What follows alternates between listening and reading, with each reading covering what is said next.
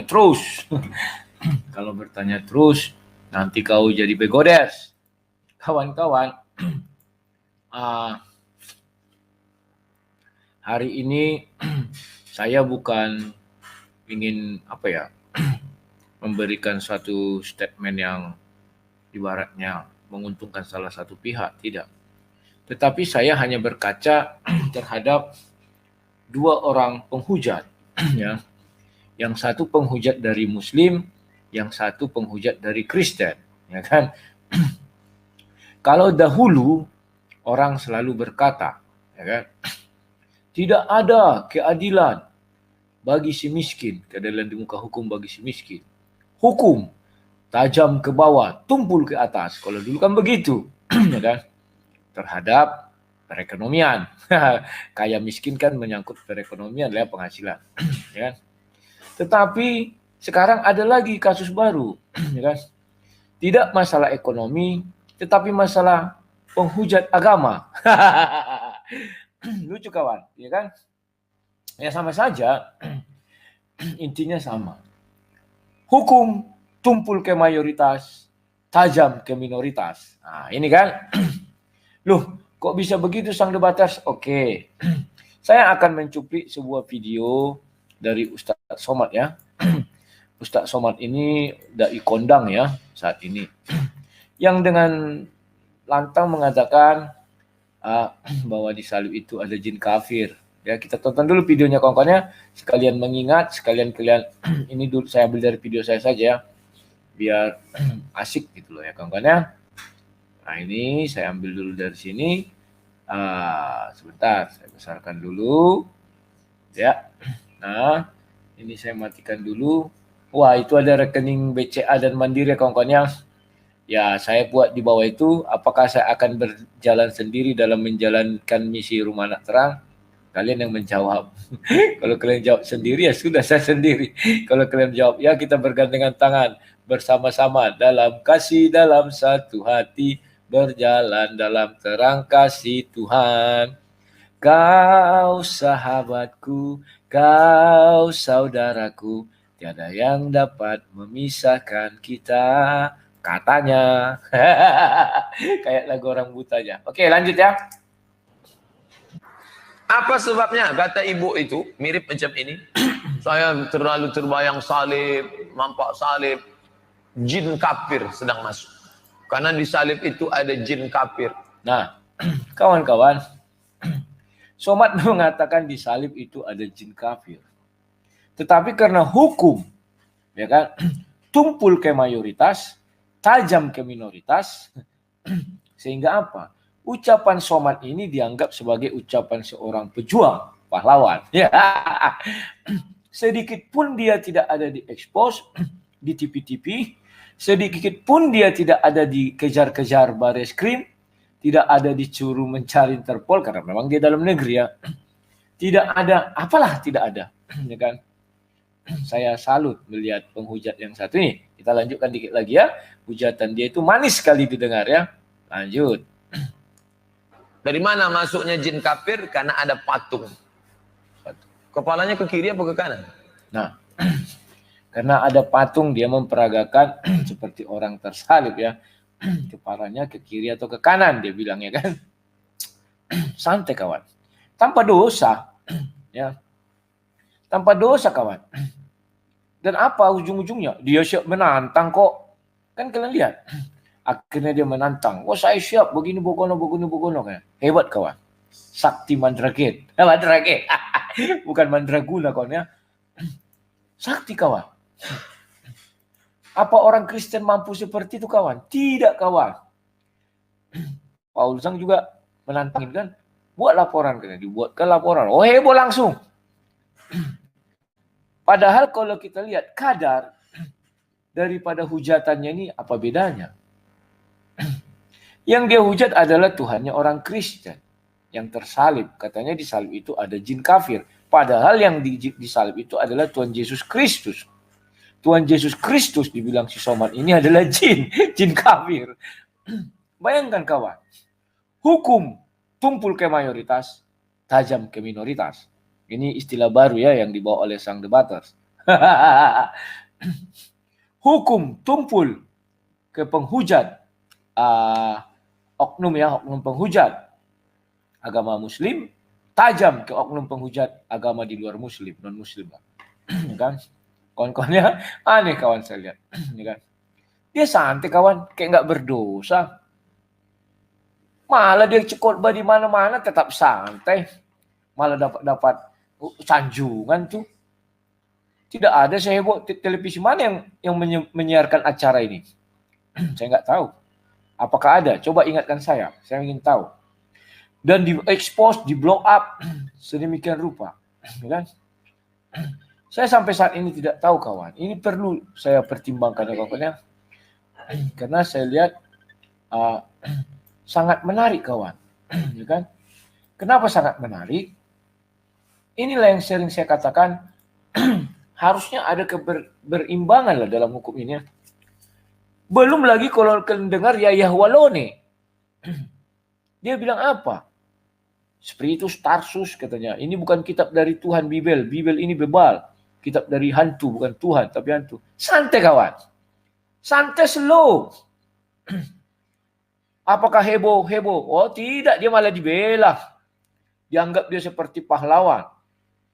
Dianggap dia seperti, entahlah. Ya kawan-kawannya, santai kawan. Saudara-saudara melaporkan, katanya. Aku tidak tahu saudara-saudara entah benar melaporkan atau tidak. Entah sudah ada deal-deal apa enggak, kita enggak tahu. Tapi yang waktu itu digembar-gemborkan, saudara-saudara pergi ke Mabes, begini, bogono, Allah. Enggak tahu saya. Kelanjutan kasus itu kan ya. Terkadang hal-hal seperti ini mengusik rasa keadilan kita kawan. Loh kok bisa mengusik rasa keadilan? Ya iya dong. Ya kan? Ketika mereka bebas bicara apa saja, mereka bisa berbanyak alasan. Alasannya apa? Wah, saya kan mengucapkan itu di depan jemaah, kata dia. Ya, tapi kan disiarkan umum. Saya nggak tahu itu diambil, itu kan alibi. Kan? Sekarang, siapa namanya itu? Mandrova, yang akhirnya dipenjara, itu pernah berkesaksian di Yusuf Manobulu. Dia dari Muslim, pindah ke Kristen. Dia khotbah di gereja, kawan. Ternyata ada juga yang merekam, tahun berapa saya lupa. Ya tetap aja dia kena hukum. Di dalam gereja, kawan. Dan saya percaya, bedanya gereja dengan tempat Ustadz Somad itu berceramah. Di gereja tidak ada pakai toa, suaranya kemana-mana. Tidak ada itu.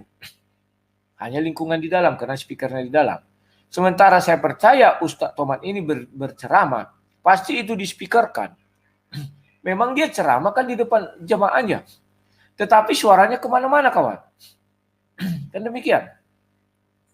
Tetapi itulah asiknya kawan. Jadi keturunan sultan. Sultan semua orang ini. Ya, asik kawan. Sultan mah bebas aja katanya kan. Mau menghina kafir. Mau menghina Tuhan kafir. Mau apapun bebas aja kawan. Ya. Nah sekarang. Coba kalian bandingkan dengan Paul Zhang. Semua berita sekarang saya lihat heboh mengenai itu. Nabi ke-26, ini begono. Semua heboh. Ya kan? Itulah pernah saya waktu dialog di HMC, saya tanya. Mereka ini kan bukan hanya satu. Tanpa lagi juga Nabi ke-26. Bahkan mengeluarkan kitab suci gedebuk. Masih kalah Paul Zhang. Ya kan? Bahkan Luga Tambunan juga, Nabi baru. Cuma saya nggak tahu Nabi keberapa. Saya tanya waktu itu HMC. Ini Nabi ke-26 dalam agama apa? Kan saya bilang. Kalau Nabi ke-26 di dalam agama Islam, berarti harusnya kalian terusik. Datang HMC bilang, oh bukan. Dia tidak ada menyebut ini. Oke, berarti bebas ya Nabi ke-26 di mana saja, saya bilang. Sorong dipertegas, biar saya jangan salah bicara, saya bilang. Menanggapi nabi-nabi baru ini. Akhirnya udahlah, berarti nggak ada kau bilang keputusan di agama apa, kita anggap lawakan. Kan saya gitu. Ya kawan-kawannya. Nah, inilah kawan-kawan yang saya pikir kalau kita lihat mana yang lebih kental hujatannya, kan demikian. Kalau dinilai secara kekentalan ibarat kopi, sama. Orang Ustaz Somad bilang disalib itu jin kafir, bukan Yesus Kristus, malah diperagakan, dipraktekkan. Ya kan? Salib yang berisi manusia itu hanya salib Kristen. Salib ada juga, palang merah, salib, tapi tidak ada isi manusia. Itu kan diperagakan dia begini loh. Ya kan? Ada nggak sedikit pernyataan pun dari, saya nggak tahu ya, dari pihak-pihak tertentu yang mengusik atau menanggapi ucapan Somad ini? Saya nggak tahu. Saya geli melihat pertontonan ini di TV-TV. Wah, ini menghujat begini, bokono, begini, bokono, begini, bokono. Ya sudah, cari kalian Paul Zhang. Kalian terlambat selangkah dengan Paul Zhang. Paul Zhang warga negara Jerman, bukan Indonesia lagi. Kan sudah pernah aku bilang. Dia bebas melakukan itu karena bukan Indonesia. Kalau di Indonesia ada hukum penistaan. Di Jerman saya nggak tahu, nggak ada kayaknya hukum penistaan di sana. Ya, berupayalah kalian berdoa banyak-banyak agar si Paul Zhang bisa ditangkap. Kan itu. Berangkat ke Jerman, nggak tahu mana prosedurnya. Kan dia warga negara Jerman. Menurut saya, apa bisa warga negara Jerman ditangkap di Jerman, dibawa di Indonesia? Kecuali mungkin dia teroris atau membunuh orang banyak segala macam ya. Ya, saya tidak tahu. Nah, kawan-kawan, kalau saya pernah kalian tanya bagaimana tanggapan sang debater, saya bilang saya berterima kasih. Bedakan orang Kristen bicara ya dengan orang-orang sana. Mereka bilang tidak apa-apa, begini kita maafkan gini di mulut, di hati lain. Saya kenal orang-orang ini. Lain di bibir, lain di hati. Aku pergi takkan lama. Ya. Mereka ini adalah kumpulkan orang-orang lain di bibir, lain di hati. Maka selalu pernah saya bilang hati-hati. Ya. Hari ini dia bilang, wah kita harus memaafkan, tetapi hukum harus tetap berjalan. Ya, kita harus meniru A, B, C, D, F, G, ya kan? Kita secara apa begini, tapi begini begono. Hati-hati kawan. Mereka bukan orang Kristen. Kalau kamu tanya, Yesus saya mengajarkan, ampuni, doakan. Maka saya katakan, siapa orang Kristen melaporkan penghinaan Tuhan Yesus adalah orang paling goblok. Orang yang tidak pernah membaca kitab suci termasuk Esra Soro yang melaporkan Ustaz Somad atau Yahya Waloni.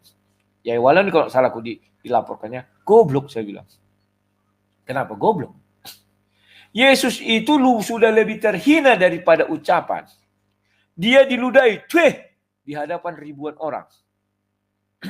Dia ditelanjangi di hadapan ribuan orang. Apa yang lebih hina daripada itu? Hanya daripada sekedar ucapan. Apa yang lebih hina? Tak ada. Dia disalib. Diambil apa kayu itu, dimasukkan ke dalam cuka kain, dicucukkan ke mulutnya gini. Seperti hewan. Maka dari itu dengan tegas saya katakan, jikalau ada orang Kristen yang melaporkan penghujat Yesus, penghujat daripada kitab suci Bible, dia adalah orang paling goblok sedunia, paling dungu sedunia yang tidak mengenal ajaran Yesus. Jangan ikuti mereka. Ini tegas sang debater mengatakan, kau adalah manusia goblok, manusia tolol, manusia bego. Yeremia 4 ayat 22 ikut di dalam dirimu. Mereka, sungguh bodoh umatku ini. Mereka tidak mengenal aku. Anak-anak tolol. Itulah yang kalian kerjakan. Jadi kalau ada orang Kristen mengatakan, kenapa kita nggak melaporkan si Uas? Aku banyak kali WA. Ku jawab, kau tolol bodoh, kata firman Tuhan. Yeremia 4 ayat 22. Loh kok boleh? Kami jadi orang tolol dan bodoh. Iya, kau nggak tahu. Yesus lebih daripada itu sudah dibuat. Apa kata Yesus? Masih sempat Yesus mengatakan, Bapa ampuni mereka. Siapa kau? Tidak mau mengampuni orang itu. Ini ajaran Yesus. Bukan ajaran Yesus Barabas, Yesus Jahanam. Ingat itu, sang debater sudah marah. Wih, ngeri geng. Ini ajaran Yesus Kristus. Bukan Yesus Barabas atau si Jahanam itu. Yang melahirkan Jahanam-Jahanam lain. Jahanam mengajarkan harus bunuh. Karena Jahanam. Harus dapat celaka lawanku. Karena Jahanam. Saya tidak bicara agama lain, saya bicara Bible. Yesus Barabas itu dianggap menjadi nabi. Dia tidak disalib. Tidak disalib Yesus Barabas, kawan. Yang disalib namanya Yesus Kristus. Maka Yesus Barabas melahirkan pengikut-pengikut sesat. Penjahat-penjahat yang dianggap menjadi nabi, sama seperti Yesus Barabas. Kalau ada orang Kristen melaporkan, saya bilang, kalian tolol, bego, dan bodoh. Jangan tiru. Karena Yesus sudah mengatakan, hei Petrus, sarungkan pedangmu. Sangkamu aku tidak bisa meminta kepada Bapa untuk mengutus malaikat. Hai ibu, jangan tangisi aku, tangisi dirimu. Kawan, apa hanya dibilang, disalib ada jin kafir. Gini, kakinya kemana? Kepalanya. Hei, tidak hanya ucapan yang diterima Yesus waktu disalib. Diludahi, dicambuk, ditelanjangi. Siapa kalian yang mau ditelanjangi di depan orang banyak? Hanya penzina yang ditelanjangi di depan orang banyak. Lihat itu kasus-kasus di daerah kan. Wah, ini ada lagi yang nelpon aku nih. Siapa lagi nih? Mungkin karena aku lagi live di nonton dia. Halo. Halo bang. Ya. Sibuk bang. Aku lagi live. Siapa nih? Aku bang Sidoni Sinaga yang baru pesta salam. Oke. Ya, nanti aku telepon dulu. Oh iya ya, nanti telepon bang ya, aku nggak sibuk bang ya. Ya, makasih ya. Ya bang. Nah, jadi kawan-kawan, yang tadi Marga Sinaga, ngeri kawan naga, menelepon aku. Itu kawan-kawan, bukan pesan saya, itu pesan Yesus Kristus. Mengapa kamu tangisi aku ibu? Tangisi dirimu sendiri. Mengapa kau bela-bela aku? Esra Soro. Misalnya kan, Esra Soro misalnya. Rudi katanya. Aku mau, ku minta sama Bapak turun malaikat. Dihabisi semua, dibalbali, digibali orang ini. Tapi Yesus katakan tidak. Ampuni, doakan musuhmu. Kita harus menjadi pelaku firman. Tapi bukan firman yang lain ya. Firman apa yang main bola itu? Firman Utina. Kita harus berlaku firman. Ya kan? Jadilah pelaku firman katanya. Tunjukkan diri kita. Bukan hanya sekedar lip service. Apa itu artinya itu? Tidak tahu kawan. Aku dengar di TV-TV. Dibilang lip service. Aku ikuti aja. Ya kan? Jadi kawan-kawan. Ini yang mau saya sampaikan kepada kalian semua.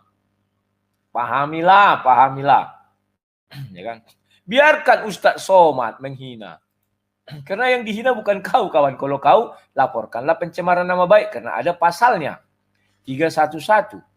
Saya belum temukan di undang-undang kita. Ada pasal penghinaan terhadap Yesus Kristus. Tak ada. Tak ada itu. Kecuali ada, kau laporkan. Bisa silakanlah. Aku bilang silakan. Kalau kau bilang penistaan agama. Memang Yesus punya agama. Itulah hebatnya Yesus. Tidak datang membawa agama. Sehingga pasal itu tidak bisa kena kepada kalian. Kepada Yesus maksud saya ya. Maaf ini kawan-kawan. Di dalam ajaran Islam Tuhan yang menurunkan agama. Tahu kalian kan? Nabi yang membawa agama. Jadi pasal itu berlaku. Orang Kristen. Ketika kau mau melaporkan. Apa pasalnya? Orang itu menghina Yesus pak. Dibuka-buka. Tak ada sini pak pasal penghinaan Yesus. Agama pak. Yesus tak bawa agama pak. Terus mana yang mau bapak masukkan? Selesai kawan. Itulah sebabnya Yesus. Aku cinta kali sama Kristen ini. Aku cinta kali sama Bible. Hebat dia menjelaskan. Itulah sebabnya Yesus datang tidak bawa agama. Kalau Yesus datang bawa agama, maka pasal itu berlaku. Dan hebatnya Yesus mengatakan, jangan kalian bela aku Petrus yang kau bela. Karena Yesus tahu, di hari-hari ke depan, ribuan tahun ke depan, ratusan ribu tahun ke depan. Kalau masih sampai ratusan ribu tahun ke depan kita ya. Paham kalian? Akan banyak orang menghina Yesus. Tetapi Yesus tidak ingin dibela. Sangkamu Petrus tidak bisa kutus minta sama Bapak datang malaikat. Paham ya? Hebat sekali ajaran Yesus ini kawan. Jauh-jauh hari dia dibilang Yesus. Agar umatnya tidak jadi bodoh dan tolol. Ah, mampus gila, dia marah-marah sang debater. Hebat ajaran itu kawan. Tidak main-main, hebat. Kau cari ajaran seperti itu di dunia, tidak ada. Yang ada adalah kita harus memuaskan nafsu amarah kita. Ya kan? Tapi ada lagi saya lihat tadi sebuah berita ya waktu di Facebook itu saya lihat ya. Bahwa ada seorang ibu menghina ibu ini, maaf ya, pakai kerudung, menghina agama Hindu kalau nggak salah. Hanya modal materai selesai masalah. Tapi kalau kau menghina modal materai, mungkin ada yang bisa, ada yang nggak tahu saya ini. Saya kadang kalau bicara-bicara gini, agak-agak apa saya dia, agak-agak nggak enak ya kawan-kawan ya. Jadi ingatlah kawan-kawan semua, kalian jangan lagi berputus asa. Jangan mengatakan lagi hukum tajam ke minoritas, tumpul ke mayoritas. Tidak usah katakan itu lah kawan-kawan ya. Biarlah itu ucapan sebagian orang saja. Kenapa? Karena Yesus sudah mengajarkan bahwa hukumnya bukan dari dunia ini. Itu hebatnya Yesus. Maka hukum manapun kau buat terhadap penghina Yesus, tak satu pun masuk. Penghinaan agama, Yesus mengatakan, apa yang kau bilang penghinaan agama? Mana ada aku datang membawa agama? Kata Yesus, mau apa kalian? Hebat Yesus. Baca Bible dikatakan, hukumku bukan dari dunia ini. Hebat. Ini ajaran yang super cerdas, super hebat. Maka tidak satu hukum di dunia ini pun yang bisa masuk kepada itu. Karena Yesus tak mau hukum di dunia diterapkan kepada Yesus. Tidak mau Yesus. Kecil kali. Petrus, sarungkan pedang itu. Sang kamu tidak bisa aku minta kepada Bapa surga untuk diutus malaikat. Membal-bali orang ini, memelpeli orang ini. Tidak ada hukum seperti itu kawan. Kau buka kitab suci manapun tidak ada. Ya. Cerita itu bukan sembarangan diceritakan, kejadian itu. Benar-benar Yesus adalah Tuhan. Peristiwa itu berurut. Tujuannya apa? Biar kalian paham ribuan tahun kemudian, kata Yesus. Itulah aku. Maka di Eropa, di Barat, tidak ada hukum penistaan. Hukum mana yang mau dibuat orang itu terhadap agama? Mereka orang Kristen. Hukum mana? Menista Yesus katanya. Yesus saja tak pernah bawa agama. Oh, karena menghina Yesus. Yesus saja sudah terhina. Hebat kawan-kawan kan? Kalau kalian sadar jadi orang Kristen kawan, itu harus kalian lenyapkan hukum itu bagi orang Kristen ya. Bagi orang Kristen saya bilang. Bagi yang lain bagaimana sang debater? Berlaku dong. Kita kan udah beda agama. Paham ya kawan-kawan ya? Jadilah pengikut Kristus sejadi Kristen. Tak usah mengeluh. Ya. Wah ini begini, tak usah. Biarkan saja. Ya kawan-kawan ya. Jadi kita harus berlapang lada karena itulah ajaran Yesus. Aku nggak senang. Kalau kau nggak senang, keluar dulu kau dari Kristen. Nah kan selesai. Keluar kau dari Kristen, keluar kau dari pengikut Yesus, baru suka-suka kau. Ya kan? Selagi kau masih di Kristen, ingat, semua peristiwa penyalipan itu ada maknanya. Kenapa si Petrus dimarahi Yesus ketika ingin membela Yesus? Samalah itu dengan kehidupan kita sehari sekarang ini. Siapa yang ingin membela Yesus, dimarahi Yesus. Sarungkan pedangmu, katanya. Nah itu. Tapi kami berbahagia orang apologet. Yesus tidak pernah memarahi orang berapologet. Tetapi orang yang ingin membelanya secara duniawi, dimarahi Yesus. Petrus ingin membela secara duniawi. Tetapi Yesus tidak pernah memarahi Petrus dan kawan-kawan ketika berapologet. Karena itu tidak bicara duniawi, tetapi surgawi. Nah, beda kali ya kawan-kawan ya. Udah paham, udah pintar, jadilah Kristen yang cerdas. Saya harap kalian cerdas di bawah bimbingan sang debaters. Loh, kok tidak di bawah bimbingan yang lain-lain? Saya melihat mereka masih penuh emosi, masih penuh doktrin aliran mereka. Mereka belum bisa jujur bicara firman Tuhan. Tetapi sang debaters berusaha untuk tetap jujur bicara firman Tuhan. Oke kawan-kawan, penonton sudah 501 seperti celana saya ini yang dikirim dari Orlando. Jadi saya cukupkan dulu sekian. Saya mau bekerja untuk membangun rumah anak terang. Ingat, keputusan ada di tangan kalian. Kalian membiarkan saya berjalan sendiri, saya ucapkan terima kasih. Kalian mengatakan saya saudara kalian, bergandengan tangan dalam kasih dalam satu hati, saya juga mengucapkan terima kasih. Sama seperti Yesus, sang kamu saya tidak bisa meminta kepada Bapa. Kan begitu kan? Kawan-kawan ya? Oke, sekian dan terima kasih saya ucapkan, sampai jumpa. Sebarkan video ini ke semua grup-grup Facebook segala macam biar tahu kalian mengapa Yesus tidak ingin kita melapor-laporkan orang yang menghina dia, mengapa orang Kristen tidak bisa melaporkan orang yang menghina Yesus. Sudah saya jawab tadi, karena hukum itu tidak pernah mengikat Yesus. Karena Yesus tidak mau hukum dunia mengikat dia. Oke, sekian dan terima kasih. Sampai jumpa. Salam Sang Debat.